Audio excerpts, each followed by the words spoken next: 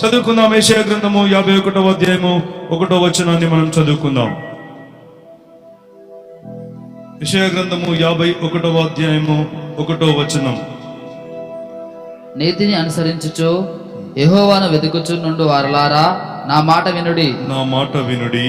మీరు ఏ బండ నుండి చెక్కబడితిరో, మీరు ఏ బండ నుండి చెక్కబడితిరో దాన్ని ఆలోచించుడి. దాన్ని ఆలోచించుడి. మీరు ఏ గుంట నుండి తవ్వబడితిరో, మీరు ఏ గుంట నుండి తవ్వబడితిరో దాన్ని ఆలోచించుడి. దాన్ని ఆలోచించుడి. దేవునికి స్తోత్రం. హల్లెలూయా. రాత్రి సమయంలో దేవుని అడుగుతూ ఉన్నాను, దేవా నాతో మాట్లాడు. సంఘము ఎదుట నువ్వే ఆలోచన అయితే పెట్టావో దాన్ని వివరించినట్లుగా నీ మనసు, నీ ఆలోచన, నీ మాట దేవా మరి ఈ రాత్రి నాతో మాట్లాడని దేవుని అడిగితే రాత్రంతా మాట్లాడలేడండి దేవుడు. మౌనమైపోయాడు. కొన్నిసార్లు దేవుడు మనం అడగగానే మాట్లాడాడండి. తన సమయంలో తను మాట్లాడతాడు. చెప్పండి పెడదాం ఒకసారి దేవునికి. అంటే వెయిట్ చేస్తాడా లేదా వీడు, నేను మాట్లాడకుంటే ఏదో ఒకటి పోయి చెప్తాడా అని కూడా దేవుడు చూస్తాడు. కాబట్టి లేదయ్యా, నువ్వు మాట్లాడితేనే నేను నిలబడతా, నువ్వు మాట్లాడకుంటే నిలబడేది లేదు, అంతే. హల్లెలూయా. దేవుడు అద్భుతంగా కొన్ని విషయాలు మీ ముందు పెట్టాలని ఆశపడుతున్నాడు. తన మనసులో ఉన్న మాట ఇది. యెషయా గ్రంథము చదవబడిన 51వ అధ్యాయం 1వ వచనంలో 2 మాటలు, ఇంకో వచనంలో ఒక మాట తీసుకుని 3 మాటలు మీ ముందు పెట్టి క్లుప్తంగా నేను ముగిస్తా. సమయానికే ముగించడానికి మనము ముందుకు వెళ్దాం. నీతిని అనుసరించి నడుచుకుని వారలారా, నీతిని అనుసరించుచు యెహోవాను వెదుకుచూ ఉండు వారలారా, నా మాట వినుడి. నా మాట వినుడి అంటే దేవుడు మాట్లాడుతున్నాడని అర్థం కదా. దేవుడు ఏం చేస్తున్నాడండి? మాట్లాడుతున్నాడు. ఆయన మాట్లాడుతున్నాడు, వినేవాళ్ళు కావాలి. ఈరోజు ఆయన మాట్లాడుతున్నాడు, వినేవాళ్ళు కావాలి. ఈరోజు దేవుని మాట వినకుండా అనేక మాటలు మనం ఉదయం లేచి రాత్రి పడుకునేదాకా చాలా మాటలు మనం వింటున్నాం. కానీ ఏ మాటలో దేవుని బిడ్డలారా ధైర్యం లేదు, ఏ మాటలో స్వస్థత లేదు, ఏ మాటలో పురికొల్పే విధానం లేదు, ఏ మాటలో నీకు ఆదరణ లేదు. కానీ ఆయన మాట్లాడే ప్రతి మాటలో నీకు ఆదరణ ఉంది, ధైర్యం ఉంది, బలం ఉంది, శక్తి ఉంది, స్వస్థత ఉంది, అభిషేకం కూడా ఉంది. దేవునికి స్తోత్రం కలుగునుగాక. ఆయన మాటింటే చాలండి నీకు బలము. కృంగి ఉన్నావా? బలహీనంగా ఉన్నావా? సమస్యలతో తడబడుతున్నావా? ఎవరు లేరని బాధపడుతున్నావా? ఆదరించేవారు లేరు, నన్ను బలపరిచేవారు లేరు, నాకు సహాయం చేసేవారు లేరని ఒకవేళ నువ్వు బాధపడుతుంటే, ఒకవేళ కృంగిపోయి నువ్వు బలహీనుడుగా ఉంటే, దేవుడు ఈ రోజు నీతో మాట్లాడుతున్నాడు. ఆ మాట ద్వారా నువ్వు ధైర్యము తెచ్చుకుందువుగాక, ఆ మాట ద్వారా నువ్వు బలం పొందుకుందువుగాక, ఆ మాట ద్వారా కృంగిన నీవు లేపబడుదువుగాక. ఆ దేవుని మాట ద్వారా నువ్వు పురికొల్పబడి నూతన శక్తి పొందుకొని దేవుని కొరకు బలముతో నింపబడుదువుగాక. హల్లెలూయా. ఈరోజు చాలా మంది ధైర్యపరిచేవారు లేక, చాలా మంది బలపరిచేవారు లేక ఈ లోకాన్ని విడిచి చాలా మంది వెళ్ళిపోతున్నారండి. ఈరోజు నా ప్రియ దేవుని బిడ్డలారా, దేవుడు ఈరోజు నీతో మాట్లాడుతున్నాడు, కృంగిపోవద్దు. దేవుడు ఈ రోజు నీతో మాట్లాడుతున్నాడు, నీ పరిస్థితిని మారుస్తాడు. దేవుడు ఈ రోజు నీతో మాట్లాడుతున్నాడు, నీ విశ్వాస జీవితంలో నువ్వు అంచెలంచెలుగా ఎదగమని నిన్ను ధైర్యపరుస్తున్నాడు ఆయన. కాబట్టి ఆయన మాటలో శక్తి ఉంది. హల్లెలూయా. ఆయన మాటలో బలం ఉంది, ఆయన మాటలో ధైర్యం ఉంది, ఆయన మాటలో సమస్తము దాగి ఉంది. ఒక మాటలో చెప్పాలంటే నీకు కావాల్సిందంతా ఆయన మాటలోనే ఉంది. హల్లెలూయా. నీకేది కావాలో ఆయన మాట మీద ఆశ పెట్టి నువ్వు వెయిట్ చేయి, తప్పకుండా ఆయన మాట్లాడతాడు. ఆయన మాట్లాడితే నీలో గొప్ప ధైర్యము కలుగుతుంది. నువ్వు బలహీనరాలుగా ఉన్నావా? ఆయన వాక్కు వస్తే చాలు, నేను మాట్లాడితే చాలు, బిడ్డలే నేనున్నా నీకు అని చెప్తే చాలు, కొండంత ధైర్యము. హల్లెలూయా.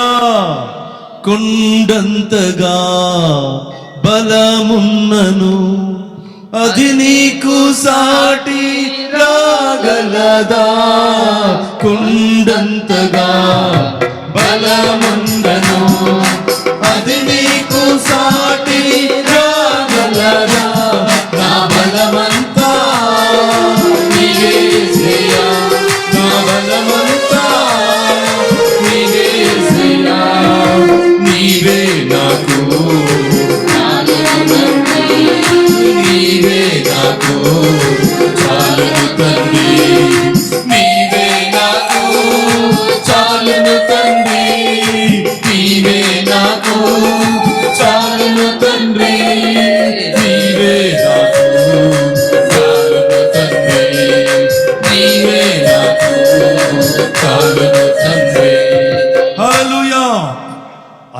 మాట వినాలి. మొదటిదే గుర్తుపెట్టుకోండి. నువ్వు ఆయన మాట వింటే చాలు, నీకున్న బాధంతా. హల్లెలూయా. చాలా మంది అనుకుంటారు దైవజన్మతో మాట్లాడితే బాగుంటుండు. ఓకే, మాట్లాడతాడు, కానీ దైవజనుడు మాట్లాడితే నీ బాధ తీరదు. కానీ నిన్ను సృష్టించిన నీ తండ్రి నీతో మాట్లాడితే నీకు బాధంతా నెమ్మదిగా మార్చబడితే, ఎంత కష్టంతో ఉన్నా, ఎంత బాధలో ఉన్నా, ఎంత కన్నీటి లోయల గుండా నువ్వు వెళ్తున్నా, కృంగిపోయి ఉన్నా, ఆయన ఒక్క మాట చాలండి. హల్లెలూయా. ఆయన నీతో మాట్లాడితే చాలు. అందుకని నువ్వు ఏ పరిస్థితిలో ఉన్నా ఫస్ట్ నువ్వు దేవుని పాదాల దగ్గరికి వెళ్ళి, అయ్యా నాతో మాట్లాడవా అని అడుగు. అయ్యా నాతో మాట్లాడవా, స్వస్థపరచు, విడిపించు, బాధ అవన్నీ పక్కకు పెట్టేయి. ఒక్క మాట ఆయన దగ్గరికి వెళ్ళి అడుగు. అయ్యా నాతో మాట్లాడయ్యా, ఈ సమయంలో నాతో మాట్లాడు, ఈ పరిస్థితిలో నాతో మాట్లాడు, ఈ సందర్భంలో నాతో మాట్లాడు, ఈ తుఫానులో నాతో మాట్లాడయ్యా అని నువ్వు ఆయన పాదాల దగ్గర నెమ్మది కలిగి వెళ్ళి కూర్చుంటే తప్పకుండా ఆయన మాట్లాడతాడు. హల్లెలూయా. ఆయన మాట్లాడే దేవుడండి. అప్పుడు ఆయన మాట్లాడితే చాలు, ఆ సమస్య దానికదే వెళ్ళిపోతుందండి. హల్లెలూయా. ఆ పరిస్థితి దానికదే మార్చబడుతుంది. ఆయన మాట్లాడితే చాలు. ఆయన మాటలో ఉన్న శక్తి నీ అనారోగ్యాన్ని బయటికి వెళ్ళగొట్టేస్తుంది. ఆయన మాటలో ఉన్న శక్తి నీలో ఉన్న ప్రతి ఆటంకాన్ని దూరం చేస్తుంది, నీకు సమాధానం కలిగిస్తుందండి. అందుకని ప్రతి ఒక్కరూ ఆయన మాట మీద ఆశతో బ్రతకాలి. ఆయన మాట్లాడితే వినాలని ఆశతో నువ్వు ఉంటే తప్పకుండా దేవునితో మాట్లాడతాడు. ఆయన మాటలోనే నీకున్న సమస్తము, నువ్వు సమస్యలతో ఉన్నా, వ్యాధితో ఉన్నా, రోగంతో ఉన్నా, సమాధానం లేకున్నా, అప్పులతో ఉన్నా, ఏ పరిస్థితిలో నువ్వు ఉన్నా, ఆయన మాట ఒక్కటి చాలు. హల్లెలూయా. చప్పట్లు కొడుతూ దేవుని కనపరుస్తాం. దేవునికి మహిమ కలుగును గాక. నీ మాట విన్నవారికి అది ఏ శ్రేష్టము, నీ మాట వినని వారికి అది ఏ నష్టము. నీ మాట విన్నవారికి అది ఏ శ్రేష్టము, నీ మాట వినని వారికి అది ఏ నష్టము.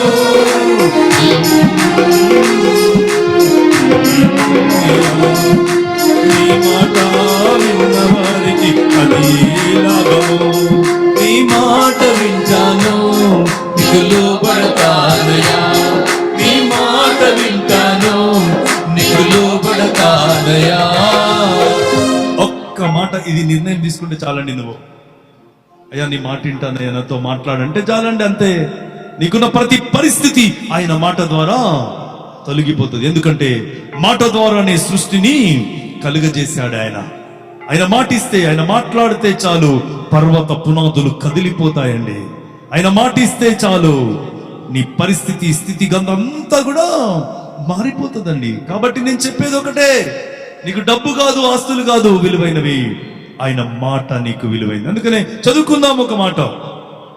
మొదటి సమూయేలు గ్రంథము 15వ అధ్యాయము 22వ వచనంలో ఒక మాట ఉంది, మనం చదువుకుందాం. అందుకు సమూయేలు తాను సెలవిచ్చిన ఆజ్ఞను ఒకడు గైకొనుట వలన యెహోవా సంతోషించినట్లు ఒకడు దహన బలులను అర్పించుట వలన ఆయన సంతోషించునా? ఆలోచించుము. బలులు అర్పించుట కంటే ఆజ్ఞను గైకొనుటయు, పొట్టేళ్ల కొవ్వు అర్పించుట కంటే మాట వినుటయు శ్రేష్టము. దేవునికి స్తోత్రం. హల్లెలూయా. దేవుని దృష్టిలో ఏంటంటే తెలుసా శ్రేష్టమైంది? నువ్వు మాట వింటే చాలంటండి, అదే శ్రేష్టమైంది. హల్లెలూయా. అన్నిటికీ టైం ఉంటుంది, కానీ మనకు దేవుని దగ్గర కూర్చునడానికి టైం ఉండదండి. ఈరోజు ఒక ప్రశ్న మీకు, ప్రార్థన చేస్తున్నది అందరూ ప్రార్థన చేసే వాళ్ళు చేతులు లేపండి ఒకసారి. దేవుడు మిమ్మల్ని ఇంకా ప్రార్థన బలంతో నింపును గాక. చేయనోళ్ళు లేపండి చేత. ఏం కాదు, అబద్ధం ఆడుకున్నారు, చేయండి. దేవుడు ప్రార్థన ఆత్మతో మిమ్మల్ని నింపును గాక. హల్లెలూయా. అయితే నా ప్రేమ దేవుని బిడ్డలారా, ప్రార్థన చేస్తున్నారు కదా, ఓకే, మంచిగానండి. నా మాట చేస్తున్న మీరు దేవుని సన్నిధిని అనుభవిస్తున్నారా? దేవుడు మీతో ఉన్నట్లుగా ఆయన ప్రజెన్స్ ను మీరు తాకగలుగుతున్నారా? ఒక ప్రశ్న ఈరోజు గుర్తుపెట్టుకోండి. నువ్వు ఎన్ని గంటలు ప్రార్థన చేసినా ఆయన సన్నిధి నీతో లేకుంటే నీకు సమాధానం ఉండదు. ప్రార్థనలో ఆకాశము తెరవబడి, గగనము తెరవబడి దేవుని సన్నిధి నీతో ఉంటే నువ్వు ఎన్ని గంటలు చేసినా అన్ని గంటల్లో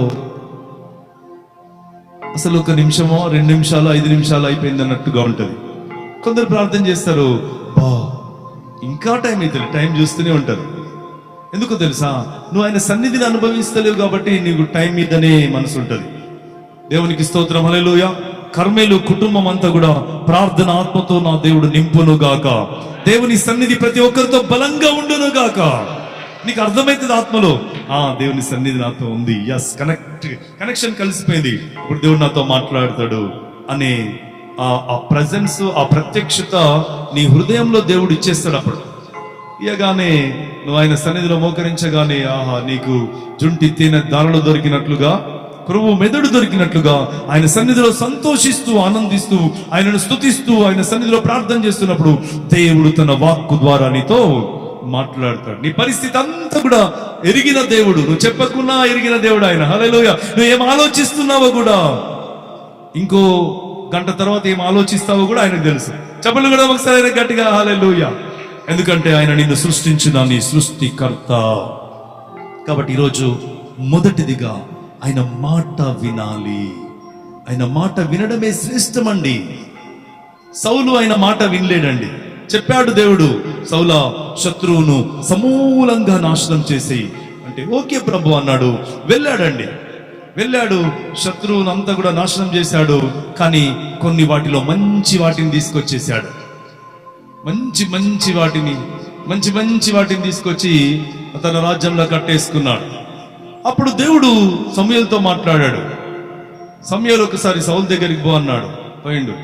సౌలా ఏం చేసినావు అంటే, ఏం చేయలేనయ్యా, దేవుడు చెప్పిండు సమస్తం నాశనం చేయమని, అంతా నాశనం చేసి వచ్చాను. మరి ఈ సౌండ్ ఏంది సౌలు అంటే, ఏదో కొద్దిగా యెహోవాకు బలి అర్పించడానికి ఆ శత్రు దేశంలో నుంచి మంచి బలి అర్పించే ఆ లేగ దూడలను వాటిని తీసుకొని వచ్చిన, అయిపోయింది నీ పని అన్నాడు. అంతే. దేవుడు చెప్పింది మాత్రమే నువ్వు చెయ్యాలి. వెంటనే నువ్వు పనికి రావు. ఎందుకంటే దేవుడు చెప్పిన మాటను నువ్వు పక్కకి పెట్టావు. చూడండి నా ప్రియ దేవుని సంగమా, మాటకు ఎంత విలువ ఉందో. హల్లెలూయా. మాటకి ఎంత విలువ ఉందో చూడండి. సౌలు ఆ రోజు దేవుడు చెప్పినట్లుగా చేస్తే సౌలు జీవితం ఏ రీతిగా ఉండేదో మనకు తెలియదు. ఎప్పుడైతే దేవుని మాటను పక్కకు పెట్టాడో దేవుడు వాడిని కూడా, సౌలును కూడా పక్కకు పెట్టాడు. నా ప్రియ దేవుని సంగమా, ఈరోజు దేవుని మాటను పక్కకు పెడితే ఖచ్చితంగా దేవుడు నిన్ను కూడా ఒక పక్కకే ఉంచుతాడండి. అంతే. అవునా కదా? నువ్వు ఏ కొలతతో కొలుస్తావో ఆ కొలతతో నిన్ను కొలవబడతావు. కాబట్టి నా ప్రియ దేవుని సంగమా, దేవుని దృష్టిలో చాలా విలువైన వాడు, చాలా విలువైనది ఎవరంటే ఆయన మాట వినేవాళ్ళు. హల్లెలూయా. చేద్దాం గట్టిగా హల్లెలూయా. ఎందుకంటే ఈరోజు నీకు అర్థం కావాలి, ఆయన మాటలోనే నాకున్న సమస్తము దాగి ఉంది. నాకున్న ఆరోగ్యం కూడా ఆయన మాటలోనే ఉంది. నా జీవితంలో ఈ సమస్యకు జవాబు కూడా ఆయన మాటలోనే ఉంది. ఏ ప్రయాణం గుండా నేను వెళ్తున్నాను, దేనికోసమైతే ఆశపడుతూ ఎదురు చూస్తున్నానో ఆ ఎదురు చూసేది కూడా ఆయన మాటలోనే ఉందని నువ్వు గమనించి గ్రహించగలిగితే అప్పుడు ఆయన మాట కొరకు వెయిట్ చేస్తావండి. సౌలుతో దేవుడు మాట్లాడి పంపించాడు. కానీ సౌలు దేవుడు మాట్లాడినట్లుగా దేవుని మాటకు లోబడలేకపోయాడండి. దేవుని మాట, దేవుడు ఏది చెప్పాడో అది చేయలేకపోయాడు. ఈరోజు నా దేవుని బిడ్డ, నువ్వు ఆయన చెప్పింది చేయలేకపోతున్నావా? ఆలోచన చెయ్యి. ఈరోజు ఆయన చెప్పింది చేసే వాళ్ళంటే ఆయనకు చాలా ఇష్టం అండి. ఆయన మాట వినడం అంటే ఆయనకు చాలా ఇష్టం. అందుకనే వినుట వలన విశ్వాసము కలుగుతుంది. ఈరోజు చాలా మందిలో విశ్వాసం ఎందుకు లేదంటే, ఎందుకు కార్యాలు జరగడం లేదంటే ఆయన మాట వింటలేరండి. ఎన్నో మాటలు వింటున్నారు, పొద్దున్న లేస్తే ఫోన్లో ఎన్నో చూస్తున్నారు, కానీ దేవుని మాటను వినడానికి సమయాన్ని ఇస్తలేదు. ఒకవేళ ఈరోజు నువ్వు దేవుని మాటకు సమయాన్ని ఇస్తే, దేవుని మాటను వినడానికి నువ్వు కూర్చుంటే, దేవుని వాక్యాన్ని చదవడానికి నువ్వు కూర్చోగలిగితే, నీ టైం ఇవ్వగలిగితే, నా దేవుడు ఆయన మాట ద్వారా నీ విశ్వాసాన్ని బలపరుస్తాడు. ఎప్పుడైతే విశ్వాసం నీలో బలంగా కార్యం జరిగిస్తుందో అప్పుడు దేవుడు హల్లెలూయా తన కార్యాన్ని నీ జీవితంలో జరిగిస్తాడు. అందుకని నేను ఒకటే చెప్తాండి, నువ్వు విశ్వాసంలో నీ హద్దు దాటగలిగితే ఆయన నీ కొరకు తన సరిహద్దు దాటి అద్భుతమైన కార్యాన్ని చేయడానికి దిగి వస్తాడు ఆయనే. దేవునికి మహిమ కలుగును గాక. ఎందుకంటే నా బిడ్డ విశ్వాసంతో నన్ను పిలిచింది, విశ్వాసంతో అడుగు పెడుతుంది, నా బిడ్డ విశ్వాసంతో నా కొరకు నిలబడ్డది, కాబట్టి నేనే వెళ్తాని అగ్నిగుండంలోనికి దేవుడు దిగి వచ్చాడు. చెప్పాలా, సింహపు బోన్లోనికి కూడా దేవుడు దిగి వచ్చాడు, జైళ్లకు కూడా దేవుడు దిగి వచ్చాడండి. అంతే. ఈరోజు నా ప్రియ దేవుని సంగమా, ఇదంతా ఎట్లా సాధ్యం అంటే ఆయన మాట వింటే సాధ్యము. ఆయన మాట వినడాన్ని బట్టి నీలో విశ్వాసం పెరుగుతుంది. ఈరోజు చాలా మంది అవిశ్వాసం మాటలు, పనికిరాని మాటలు, లోకంలో ఉన్న మాటలు అన్ని వింటున్నారు. అన్ని విని అవిశ్వాసాన్ని నింపుకుంటున్నారు. వచ్చి ప్రార్థన చేస్తుంటే ఎప్పుడు అవే మాటలు వస్తుంటాయండి నీకు కదా. జరుగుతుందో జరగదో, అవుతుందో కాదో, పోతుందో లేదో ఆలోచన వస్తుంటది. కానీ దేవుని మాట విని ఆయన పాదాల దగ్గర కూర్చుంటే గొప్ప విశ్వాసం నీలో పెరుగుతుంది. ఆ విశ్వాసాన్ని బట్టి నువ్వు తప్పకుండా నమ్మగలుగుతావు దేవుని కార్యాలను, చూడగలుగుతావు దేవుని కార్యాలను. అట్లా చూసిన వారు బైబిల్ గ్రంథంలో ఎందరో ఉన్నారండి. అందుకనే నమ్ముట నీ వల్ల అయితే నమ్మువానికి సమస్తము సాధ్యం. నువ్వు నమ్మగలుగుతున్నావా? దేవుడు చేస్తాడు, ఈ పరిస్థితి నుంచి విడిపిస్తాడు. ఈ పరిస్థితి కొన్ని రోజులే, దేవుడు తప్పకుండా మారుస్తాడనే నమ్మకం ఎట్లా వస్తుందో తెలుసా? ఆయన మాటతోనే వస్తుందని, వట్టిగా రాదు. హల్లెలూయా. ఆ నమ్మకం నీకు కలుగుతలేదంటే దేవుని మాటకు నువ్వు దూరంగా ఉన్నావేమో ఒకసారి ఆలోచించు. దేవుని మాట వింటే పొద్దున్న లేస్తే రాత్రి పడుకునేదేక ఎన్నో మాటలు వింటున్నావు, కానీ దేవుని మాటను వింటున్నావా? దేవుని మాట దగ్గరకు వచ్చి కూర్చుంటున్నావా? దేవుని సన్నిధిలో నీ సమయాన్ని ఇవ్వగలుగుతున్నావా? ఒక్క మాట మాట్లాడితే చాలండి. ఆయన ఒక్క మాట చాలు ప్రభు, నాతో నీవు మాట్లాడినచు నీ బ్రతికేదను ప్రభు. భక్తుడండి, పాడినండి కదా. మాట్లాడితే చాలండి, బ్రతుకుతాడంట. ఈరోజు నా ప్రియ దేవుని బిడ్డ, ఆయన మాట్లాడితే ఆయన మాటలో శక్తి, విశ్వాసం దాగి ఉంటది. ఆ విశ్వాసం నీలోనికి వచ్చినప్పుడు అద్భుతమైన కార్యాలు నువ్వు దేవుని కొరకు చూడగలుగుతావు, చేయగలుగుతావు, సాక్షిగా నిలబడగలుగుతావు. కాబట్టి నీ జీవితాన్ని సాక్షిగా నిలిపేది ఆయన మాటనే. ఆయన మాటని ఎప్పుడు నిర్లక్ష్యం చెయ్యొద్దు. ఇది గుర్తుపెట్టుకుందాం. రెండవది, నిర్లక్ష్యం చేసిన సౌలు దేవుని సన్నిధి నుంచి గెంటివేయబడ్డాడు. దేవుని ప్రత్యక్షత నుంచి, దేవుని ప్లాన్ నుంచి, దేవుని యొక్క దర్శనం నుంచి పక్కకు త్రోయబడ్డాడు. ఈరోజు ఒకవేళ నువ్వు కూడా ఆయన మాటకు లోబడకుండా నీ ఇష్టానుసారంగా నువ్వు బ్రతుకుతూ ఉంటే నువ్వు కూడా ఆయన ప్రణాళికల నుంచి పక్కకు వెళ్ళవలసిన అవసరం ఉంటుంది. జాగ్రత్త నా ప్రియ దేవుని సంగమా, వద్దండి అది మనకు. ఆయన మాటనే మనకు సమస్తము, ఆయన మాటనే మనకున్న ఆధారము. రెండవదిగా, మొదటిది ఆయన మాట వినాలని ఇక్కడ భక్తుడు రాశాడు. రెండవది, నువ్వు ఏ గుంటలో నుంచి తీయబడ్డావో, ఏ రాతిలో నుంచి చెక్కబడ్డావో ఒకసారి ఆలోచించుకో అంటున్నాడండి. మొదటేమో ఆయన మాట వినాలి, రెండవది ఆలోచన చెయ్యాలి. ఆలోచన చెయ్యాలి. ఈరోజు చాలా మంది ఆలోచిస్తున్నారు కూర్చొని, కానీ బాగా వ్యర్థమైన ఆలోచనలే చేస్తున్నారు. కానీ ఇక్కడ దేవుని దాసుడు, భక్తుడు మాట్లాడుతున్న మాట, మీరు ఏ బండ నుండి చిక్కబడితురో దాన్ని ఆలోచించుడి, మీరు ఏ గుంట నుండి తీయబడితురో దాన్ని ఆలోచించండి. మొదట దేవుని మాట వినాలి, రెండవది ఆలోచించాలండి. దేవుడు నాతో మాట్లాడాడు కదా, మరి ఇప్పుడు నేనేం చేయాలి? ఆలోచించాలి. ఏం చేస్తే ఆయన ఇష్టపడతాడు, ఏం చేస్తే ఆయనకు ఇష్టంగా మార్చబడతాను, ఏమి చేస్తే నేను ఆయన కొరకు బ్రతుకుతాను అని నువ్వు ఎప్పుడైనా కూర్చొని ఆలోచించావా? అవునన్నా, ఆలోచించా రాత్రంతా. దేని గురించి? నా వ్యాధి గురించి, సమస్య గురించి, అప్పుల గురించి, తిప్పల గురించి, ఎన్నో పోరాటాల గురించి రాత్రంతా నిద్రలేక ఆలోచించాను, కానీ ఏ బండలో నుంచి చెక్కబడితునో ఆలోచించలేకపోయాను, ఏ గుంటలో నుంచి తీయబడితునో ఆలోచించలేకపోయాను. నా ప్రియ దేవుని సంగమా, నువ్వు ఆ బండలో నుంచి చెక్కబడ్డావు. హల్లెలూయా. చేద్దాం గట్టిగా హల్లెలూయా.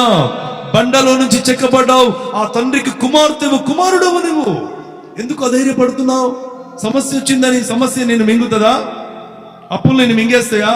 ఈ లోకంలో నోడికి భయం అండి, నీకెందుకు భయం? నువ్వు అద్భుతమైన క్రీస్తు అనే బండలో నుంచి వచ్చిన దానివి, వచ్చిన వాడి చెమట కొడదా వేస్తున్నాములో. నీకెందుకు భయం? నీ ఆలోచన ఈరోజు మార్చుకోవాలి.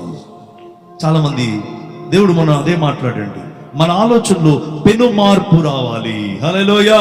వేస్ట్, వ్యర్థమైన ఆలోచనలు ఆలోచిస్తున్నారండి. కూర్చొని రాత్రి పడుకొని ఎన్నో ఆలోచనలు చేస్తున్నారు, కానీ నువ్వు ఎక్కడి నుంచి వచ్చావో ఆ ఆలోచన చేయి.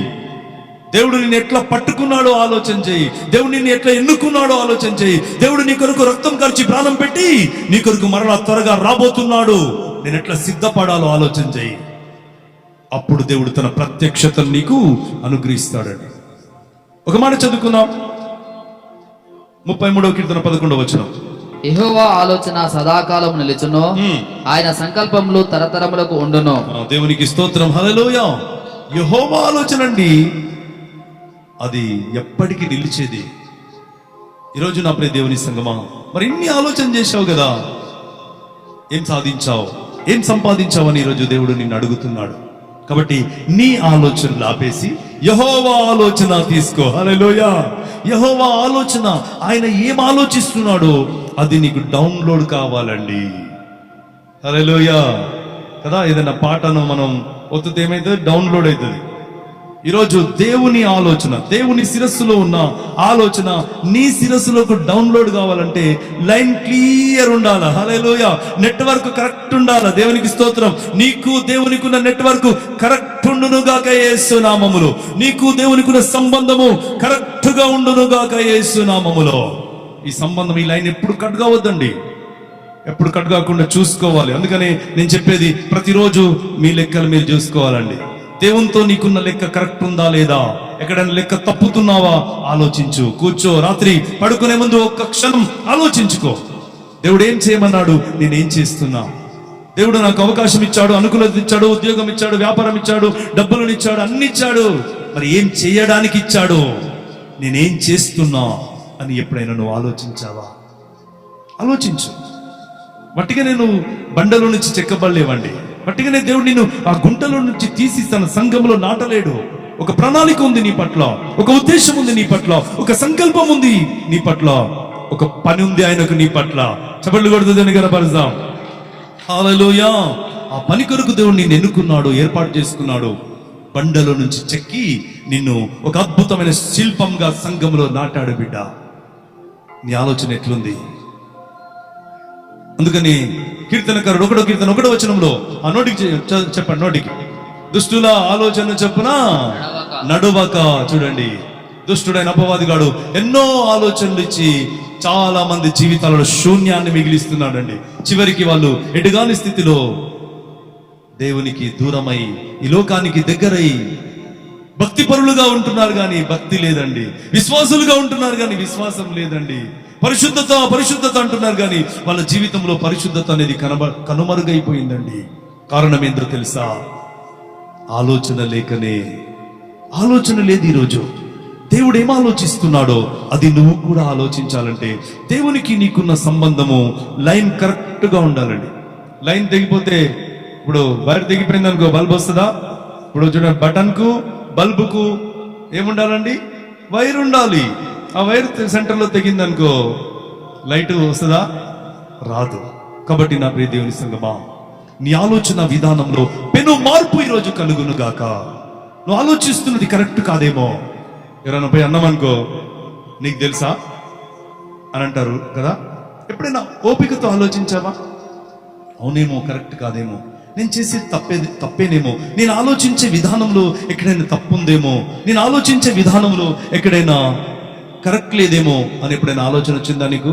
రాదండి. మనకు ఆలోచన వస్తే అది చేసుడే అంతే. ఈరోజు ఏ ఆలోచన వస్తే అది చేసుకుంటూ వెళ్ళిపోతున్నారండి. కాదు, నీ ఆలోచన దేవుని ఆలోచన దగ్గర పెట్టాలా. ఇది దేవుని ఆలోచన సరిపోతుందా? ఎస్, సరిపోతుంది. దేవుడు ముద్రిస్తే అప్పుడు దాన్ని ముందుకు తీసుకెళ్ళాలి. అప్పుడు దేవుడు నీకు తోడుగా ఉండి నిన్ను నడిపిస్తాడండి. సౌలు దేవుని మాట వెనుక దేవునికి దూరం అయ్యాడు. ఒక వ్యక్తి ఉన్నాడు బైబిల్ గ్రంథంలో, చదువుకున్నాం. యోహాను సువార్త 13వ అధ్యాయం 2వ వచనం. వారు భోజనము చేయుచుండగా ఆయన అప్పగింపవలని సీమోను కుమారుడగు ఇస్కరియోతు యూదా హృదయంలో అపవాది ఇంతకు ముందు ఆలోచన పుట్టించి ఉండేను. చూడండి, ఇంతకు ముందే పుట్టించిండు కదా వాడు. మరి యూదా ఏం చేస్తున్నాడండి కదా? యూదా ఏం చేస్తున్నాడు? ఇంతకు ముందే ఆలోచన పుట్టించాడంట. ఎవరిలో? యూదాలో. దేని కొరకు? యేసయ్యను అప్పగించాలని ఆలోచన దుష్టుడైన అపవాదిగాడు ఇంతకు ముందే పుట్టించాడంట. మరి ఎన్నో ఆలోచనలు ఇంతకు ముందే నీకు వస్తున్నాయి. ఏం చేస్తున్నావు మరి? వాటిని తొక్కుతున్నావా? వాటిని ఆపేస్తున్నావా?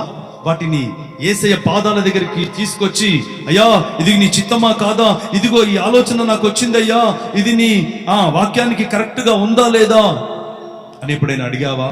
ఇది నీ ఆలోచన నా ఆలోచన అయ్యా, చెప్పయ్యా తండ్రి అని దేవుని పాదాల దగ్గర ఎప్పుడైనా పెట్టావా అండి? యూదాకు ఆ ఆలోచన వస్తే వెంటనే యేసయ్య దగ్గరికి వెళ్ళి, యేసయ్యా యేసయ్యా నాకు ఇదిగో ఇలాంటి ఆలోచన వచ్చిందని యేసయ్యతో పంచుకుంటే యూదా బ్రతికేవాడండి. చప్పట్లు కొడుతుందండి, కనపరుస్తాం. దూరమయ్యేవాడు కాదు. ఎందుకు కారణం అంటే యూదాకు వచ్చిన ఆలోచన తనలో నుంచుకొని ఆలోచన నీళ్లు పోస్తూ వచ్చాడండి. నీళ్లు పోస్తూ వచ్చి దాన్ని పెంచాడు. కాబట్టి శాపగ్రస్తుడుగానే మిగిలిపోయాడు. ఉన్నత స్థానంలో దేవుని సింహాసనం ఎదుట 12 సింహాసనాలు, యూదాకు కూడా ఒకటి ఉందండి. కానీ యూదా తన ఆలోచనతో ఆ సింహాసనాన్ని, ఆధిక్యతను, ఆ ఉన్నతమైన స్థానాన్ని కోల్పోయాడు. ఈరోజు నీ ఆలోచనతో అద్భుతమైన అవకాశాన్ని నువ్వే కోల్పోతున్నావేమో ఒకసారి ఆలోచించు. దేవుని సంఘమా, ఆలోచన చెయ్యి. నీ ఆలోచనలో పెను మార్పు కలగాలి. ఎందుకు దేవుడు నన్ను ఇంకా ఆశీర్వదిస్తలేడు? ఇన్ని రోజుల నుంచి ప్రార్థన చేస్తున్నా, ఇన్ని రోజుల నుంచి దేవుని వాక్యాన్ని చదువుతున్నా, యథార్థంగా బ్రతుకుతున్నాను కదా, ఎందుకు జరగడం లేదని ఎప్పుడైనా కూర్చొని ఆలోచించావా? ఎందుకు నాకు స్వస్థత రావడం లేదు, ఎందుకు ఈ సమస్య తీరడం లేదు, ఎందుకు ఈ అప్పులు దూరం కావడం లేదని ఎప్పుడైనా ఆలోచన చేసావా? కూర్చొని అడిగావా దేవుణ్ణి ఎప్పుడైనా? అయ్యా ఎన్ని రోజులయ్యా ఇంకా ఈ పరిస్థితి, ఒకవేళ నీకు ఇష్టమైతే నాకు కృపని అయ్యా అడిగావా ఎప్పుడైనా? పొద్దున్నే తీసేయి తీసేయి తీసేయి తీసేయి, అంతే తీసేయ్యా. మంచి ఆరోగ్యం ఈ తండ్రి, ఆరోగ్యం ఇస్తే ఏమైతే ఏమి చేస్తావు? దేవునికి దొరకకుండా ఉరుకుతావా? అంతే మరి, అట్లనుంది ఈరోజు. ఆరోగ్యం, శక్తి, బలము, జేబు నిండా పైసలు వచ్చినాయి అనుకో, దేవా రేపు వస్తాయా నీ ప్రార్థనకు, ఆ పని ఉంది, ఈ పెళ్లి ఉంది, అక్కడ ఫంక్షన్ ఉంది, ఇక్కడ మా వాళ్ళు అది చేస్తారు, ఇటు పోవాలా అటు పోవాలా అని ఉరుకుతావా?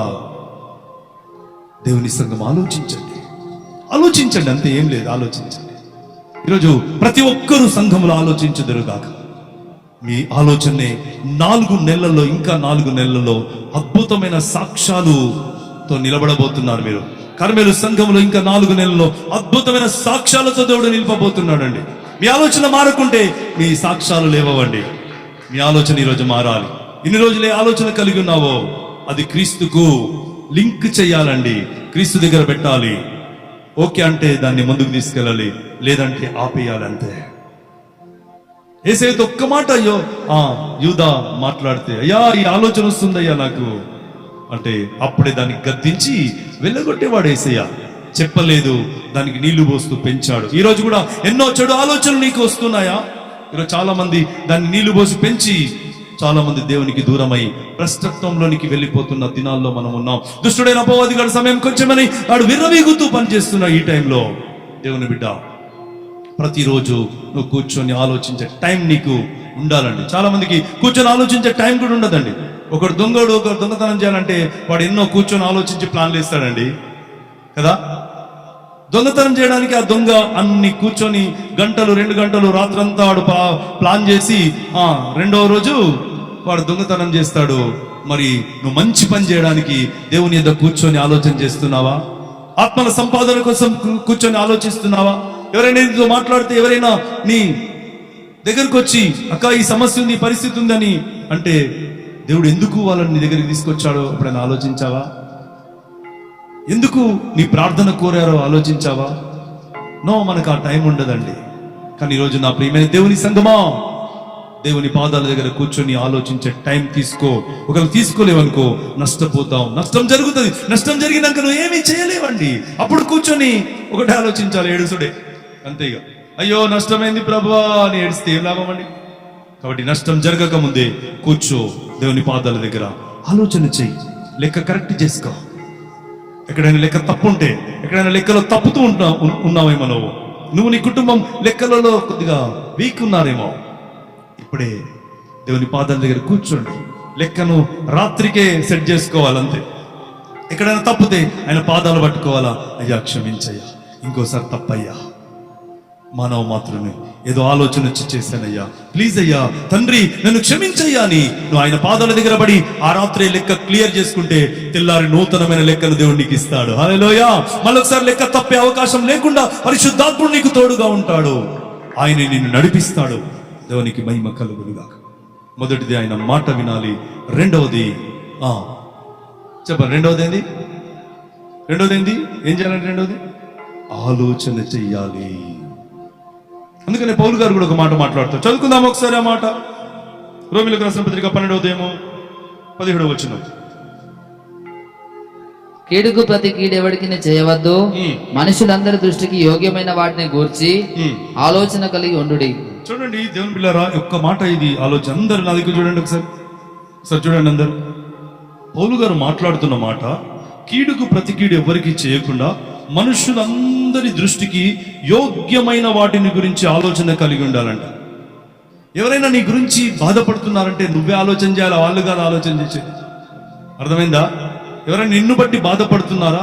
నీ ప్రవర్తనను బట్టి బాధపడుతున్నారా? నిన్ను బట్టి ఎవరైనా దుఃఖపడుతున్నారా?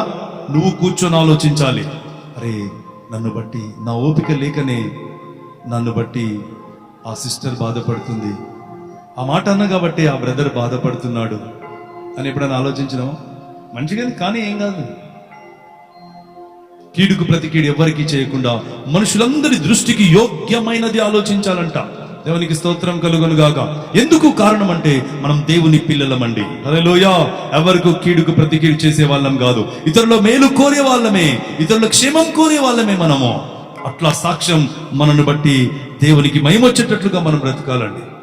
ఆలోచన చేయాలి, నా ద్వారా ఎవరికైనా సహాయం కలుగుతుందా, లేదంటే నా ద్వారా ఎవరైనా దుఃఖపడుతున్నారా, నా ద్వారా ఎవరైనా బాధపడుతున్నారా, నా ప్రవర్తన ద్వారా, నా జీవితం ద్వారా, నా కుటుంబం ద్వారా ఎవరైనా ఇబ్బంది పడుతున్నారా? ఆలోచన చెయ్యాలండి. ఇక ఆయనతో కూడా ఆలోచన లేకుంటే క్రీస్తు కొరకు ఎట్లా మనం బ్రతుకుతాం? క్రీస్తు కొరకు కొన్ని ఆత్మలనైనా ప్రభావితం ఎట్లా చేయగలుగుతామండి? కాబట్టి నా ప్రియ దేవుని సంగమా, ఈరోజు మెదడుకు నువ్వు మేత పెట్టాలి. ఈరోజు ఆలోచనలో నీ షార్ప్నెస్ చూడాలని దేవుడు ఆశపడుతున్నాడు. ఆలోచించు, కూర్చొని. ఇన్ని రోజులైంది ఎన్ని ఆత్మలు సంపాదించాను, ఇన్ని రోజులైంది కొందరినైనా నేను ప్రభావితం చేశాను, రక్షించబడి ఇన్ని రోజులైంది, కనీసం పట్టుమని 2-3 గంటలు దేవుని పాదాల దగ్గర గడపలేకపోతున్నాను. ఎందుకు? కారణం ఏందని ఎప్పుడైనా ఆలోచించావా? లేదు. పొద్దున్న లేస్తే పని, ఉద్యోగము, వ్యాపారము, డబ్బులు, తిప్పలు, అప్పులు, అవే ఉన్నాయి తప్ప అసలైంది ఆలోచన లేకుండా పోయింది. అందుకని అపవాదిని ఆలోచనలో మెల్లగా వాడు టర్న్ చేసి, పొద్దున్న లేస్తే చాలు బిజినెస్, పొద్దున్న లేచే ఉద్యోగం, పొద్దున్న లేస్తే లేస్తూనే అప్పులే కనబడతాయి కొందరికి. లేస్తూనే పోవాలా, కూరకాలా, చెయ్యండి వద్దనేది కాదు. కానీ నువ్వు కూర్చొని దేవుని యొద్ద ఆలోచన చేయకుండా నువ్వేం చేసినా ఫెయిల్ అయిపోతావండి. అంతే, ఫెయిల్యూర్ అయిపోతావు. ఏం సాధించలేవు, ఏం సంపాదించలేవు. లాస్ట్కి మిగిలేది శూన్యమే. టైం అంతా వృధా, టైం అంతా వేస్ట్ అయిపోతుంది. బిడ్డ, ఆలోచన చెయ్యి. దేవుడిని కృపనిచ్చాడు, ఆలోచన చెయ్యి. నువ్వు ఆలోచన చేస్తే దేవుడు అద్భుతమైన ఆలోచన నీకు ఇస్తాడు. హల్లెలూయా. ఎక్కడికి వెళ్ళాలో, ఏం చేయాలో, ఎవరితో మాట్లాడాలో, ఎట్లా బిజినెస్ చేయాలో, ఎట్లా డ్యూటీ చేయాలో, ఎట్లా పని చేయాలో, ఎవరితో మాట్లాడాలో, ఎవరితో మాట్లాడకూడదో అన్ని ఆలోచనకర్త. హల్లెలూయా. ఆయన పేరేందండి? చెప్పండి. ఆయన పేరు డిసెంబర్లో మనం ఎప్పుడు చదువుకుంటాం కదా. చదవండి ఒకసారి, ఆ మాట చదువుతారా? ఆశ్చర్యకరుడు, ఆలోచనకర్త. యెషయా గ్రంథము 6వ అధ్యాయం 9వ వచనమా? 9వ అధ్యాయం 6వ వచనంలో మనం చూడొచ్చు. ఆయన ఆలోచనకర్త అండి. అరే, ఆలోచనకర్త దగ్గరికి పోయి తీసుకురాదు ఆలోచన. అర్థమైందా నేను చెప్పేది? ప్రతిరోజు పోయి ఆలోచనకర్త, డాడీ ఒక ఆలోచన అయ్యా, ప్లీజ్ అయ్యా, ఈ సమస్య ఉంది, ఎట్లా పోవాలో అర్థమైతే లేదు అంటే టక్కన ఒక ఆలోచన నీకు ఇచ్చేస్తాడు. ఎందుకు? ఆయన ఆలోచన కర్త కాబట్టి. హల్లెలూయా. ఎన్నో ఆలోచనలు ఆయన దగ్గర. నువ్వు తీసుకోకనే దుష్టుడు ఆలోచన తీసుకుంటాం చాలా సార్లు. దుష్టుడైన అపవాదిగాడు నీకు ఆలోచన ఇస్తున్నాడా? ఆగు, ఆలోచించు ఒకసారి. నా ప్రియ దేవుని సంగమా, ఒక ఎలక్షన్ టైంలో ఒక గోడ మీద ఒక మాట రాశారు, ఆగు, ఆలోచించు, నీ అమూల్యమైన ఓటు సరిగా ఉపయోగించుకొని. 5 సంవత్సరాలకు వచ్చే ఆ ఓటు గురించి అంత ఆలోచిస్తే మరి యుగ యుగాలు దేవునితో ఉండే ఆ పౌరసత్వం గురించి నువ్వు ఎప్పుడైనా ఆలోచిస్తున్నావా? యుగ యుగాలు దేవుని సన్నిధిలో ఉండే ఆ మహాభాగ్యం కొరకు ఎప్పుడైనా ఆలోచిస్తున్నావా? నా ప్రియ దేవుని సంగమా, ఆలోచించు. నువ్వు ఏ బండ నుండి చెక్కబడ్డావో, ఏ గుంట నుండి తీయబడ్డావో, అసలు నువ్వు ఎవరో, దేని కొరకు ఎన్నుకోబడ్డావో, ఏ పని ఉందో నీకు, అది ఆలోచించు. 3వది చెప్పి నేను ముగించేస్తా క్లుప్తంగా. చదువుకుందాం. ద్వితీయోపదేశకాండము 6వ అధ్యాయం 3వ వచనం. 6వ అధ్యాయం 3వ వచనం. కాబట్టి ఇజ్రాయేలు, నీ పితరుల దేవుడైన యెహోవా నీతో చెప్పిన ప్రకారము పాలు తేనెలు ప్రవహించు దేశములో మేలు కలిగి బహుగా అభివృద్ధి నొందునట్లు నీవు వాటిని విని అనుసరించి నడుచుకొనవలెను. దేవునికి స్తోత్రం చేద్దాం. హల్లెలూయా. నడువలేక నేను ఈ లోక యాత్రలు బహుబలహీనుడనైతినయా. నడువలేక నేను ఈ లోక యాత్రలు బహుబలహీనుడనైతినయా. నా చేయి పాటి నీతో నన్ను నడిపించుమయ్యా నా యేసయ్యా. నా చేయి పాటి నీతో నన్ను నడిపించుమయ్యా నా యేసయ్యా. నీతో నడవాలని నీతో ఉండాలని చిన్న ఆశయా ఓ యేసయ్యా. ఆశయా చిన్న ఆశయా ఓ యేసయ్యా. నీవే చాలయ్యా. నీతో నేను నడవాలని నీతో కలిసి ఉండాలని నీతో నేను నడవాలని నీతో కలిసి ఉండాలని. హల్లెలూయా. మూడవది ఆయనతో నడవడం అండి. ఆయన వాక్యాన్ని విని దాని ప్రకారంగా ఎవరైతే నడుస్తారో వాళ్ళు ఈ భూమి మీద దీర్ఘాయుష్మంతులు అవుతారు, ఈ భూమి మీద వర్ధిల్లుతారు. వారు చేస్తున్న ప్రతి కార్యము దేవుడు సఫలం చేస్తాడు. నడవడానికి ఇష్టపడాలి నువ్వు. దేవుని వాక్యాన్ని విని దాన్ని విడిచిపెట్టకుండా దాని ప్రకారంగా ఎవరైతే నడుస్తారని కంకణం కట్టుకుంటారో, ఎవరైతే వాక్యానుసారంగా జీవించాలని నడుము కట్టుకొని ముందుకు సాగుతారో దేవుడు వారిని నడిపిస్తాడు, ఆశీర్వదిస్తాడు. అంతేకాదండి, చివరి మజిలీ వరకు ఆయన తీసుకుని వెళ్తాడు. అందుకని ఒక అద్భుతమైన వాక్యం, అద్భుతమైన వాగ్దానం దేవుడు మనకి ఇచ్చాడండి. ఆయన వెళ్తూ వెళ్తూ లాస్ట్ చివరి మాట చెప్పాడు. చదువుదామా ఒకసారి? మత్తయి సువార్త 28వ అధ్యాయం 20వ వచనం. చివరి మాటలో పవర్ బాగుంటది, గుర్తుపెట్టుకోండి. చివరి మాట ఆయన వెళ్తూ వెళ్తూ చెప్పిన మాట. ఏ సంగతులను ఆజ్ఞాపించుచున్నో కింది మాట చదువు. ఇదిగో నేను యుగ సమాప్తి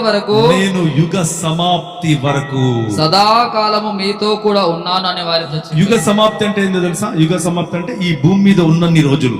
అందరూ వినండి నా మాట. ఈ భూమి మీద నువ్వు ఎన్ని సంవత్సరాలు బ్రతుకుతావో అంతవరకు సదాకాలం అంటే యుగ యుగాలు ఆయనతో జీవించే కాలము. దేవునికి స్తోత్రం చెప్తాం. హల్లెలూయా. యుగ సమాప్తి వరకు అంటే ఈ భూమి మీద దేవుడు నీకు ఎన్ని సంవత్సరాల ఆయుష్నిచ్చాడో అంతవరకు ఆయన నీకు తోడుగుంటాడు. అంతేకాదు సదాకాలం అంటే నిత్యత్వంలో నీవు జీవించినన్ని సంవత్సరాలు, కోట్ల సంవత్సరాలు, అంతము లేని సంవత్సరాలు అక్కడ కూడా ఆయన నీకు తోడుగా ఉంటాడు. హల్లెలూయా. నేను నీకు తోడుగా ఉంటా బిడ్డ అంటున్న దేవుడు ఎవరండి ఈ లోకంలో? యేసయ్య 2 చేతులు చాపి పిలుస్తున్నాడు. నా బిడ్డ నాతో నడు. నా వాక్యాన్ని విని దాని ప్రకారంగా ఎవరైతే నడుస్తారో, ఎవరైతే జీవిస్తారో వాళ్ళు ఆశీర్వదించబడతారు, దీవించబడతారు. వాళ్ళ చుట్టూ యేసు రక్తపు కాపుదలగా ఉంటది. వాళ్ళ ప్రయత్నాలను దేవుడు ఆశీర్వదిస్తాడు. మూడవదిగా వాక్యానుసారంగా నడిచే వాళ్ళు కావాలి. దేవుని మాట వినేవాళ్ళు కావాలి, ఆలోచించే వాళ్ళు కావాలి, నడిచే వాళ్ళు కావాలి. 3 విషయాలు చెప్పిన. మొదటిది ఏం చెప్పండి? దేవుని మాట వినాలి, రెండవది ఆలోచన చేయాలి, మూడవది దాని ప్రకారంగా నడుచుకుంటే చాలండి. ఈ 3 నువ్వు చేయగలిగితే నా దేవుడు నీ కొరకు హద్దులు దాటి, సరిహద్దులు దాటి నిన్ను ఆశీర్వదించడానికి ఈ క్షణమందే ఆయన దిగుతాడు. దేవునికి మహిమ కలుగును గాక. అద్భుతమైన కార్యాలు, ఆశ్చర్యకరమైన కార్యాలు, సూచక్రియలు, మహత్కార్యాలు, గొప్ప కార్యాలు దేవుడు నీ విషయంలో జరిగించి నిన్ను తలగా నియమించి ఆశీర్వదించి బంధువుల మధ్యలో, రక్త సంబంధుల మధ్యలో, ఎదుటి వారి మధ్యలో, ఇరుగు పొరుగు వారి మధ్యలో దేవుడు నిన్ను ఉన్నత స్థానంలో నిలబెడతాడు. ఎందుకంటే వాక్యానుసారంగా నడిచేవాళ్ళంటే దేవునికి చాలా ఇష్టం.